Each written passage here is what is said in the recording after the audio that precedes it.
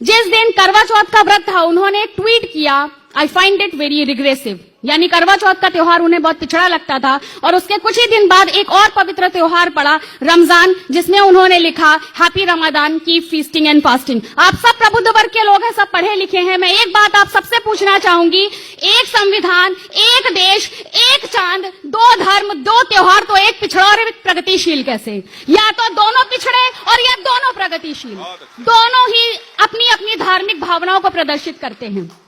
जब चौथ चंद्रमा अर्थहीन रूढ़िवादी पिछड़ा कहलाए, पर एक महीने की भूख प्यास उसी चांद से तय की जाए। अब चांद चंद्रमा के अंतर को, अब चांद और चंद्रमा के अंतर को दरकार है बस एक युक्ति की, और तुम कहते हो ये है आजादी अभिव्यक्ति की।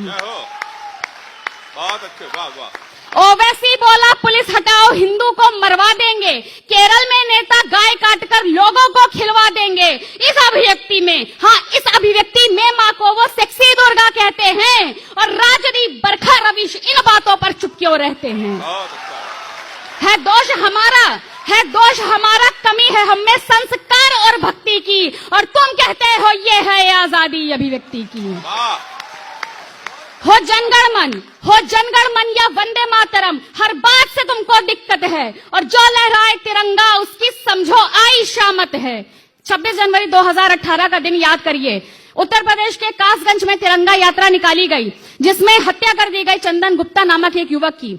ये कहा गया संवेदनशील इलाके से ऐसी यात्रा, मतलब तिरंगा यात्रा निकालने की और भारत माता की जय के नारे लगाने की आवश्यकता क्या थी?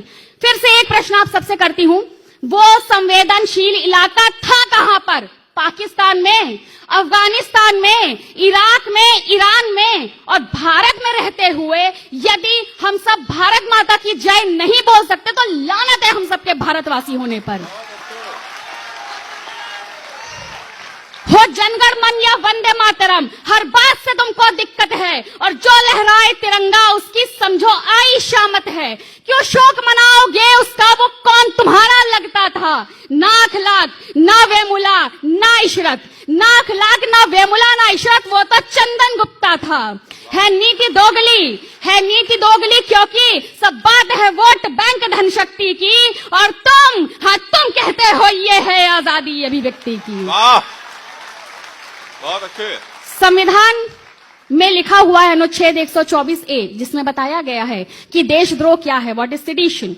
संविधान के हिसाब से बात करती हूं।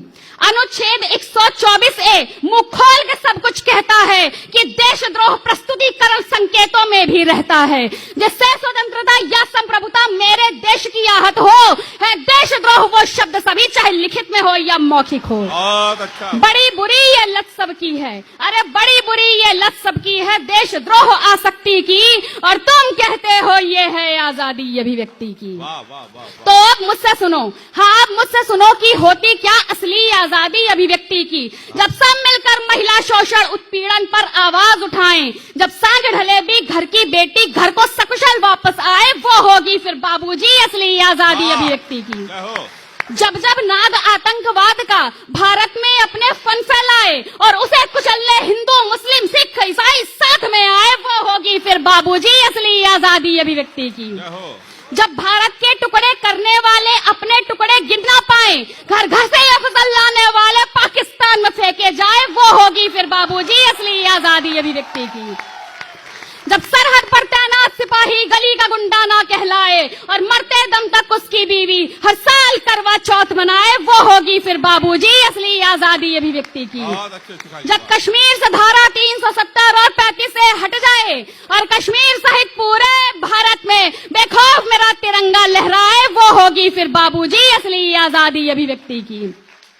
और कहे ऊर्जिता कविता मेरी जब देश के गद्दारों तक जाए, और सुन के इसे फिर राखे उनकी शर्म और आंसू से झुक जाए, वो होगी फिर बाबूजी असली आजादी अभिव्यक्ति की। और अंत में सबसे हाथ जोड़कर ऊर्जिता ये कहती है, बुरा लगा तो भाड़ में जाओ, देशभक्त ये कहती है। तुम बोले मैं मौन रही, अब मैं बोलूंगी और लगेगी आग, क्योंकि वो तेरी अभिव्यक्ति थी और ये मेरी अभिव्यक्ति है। वो तेरी अभिव्यक्ति थी और ये मेरी अभिव्यक्ति है।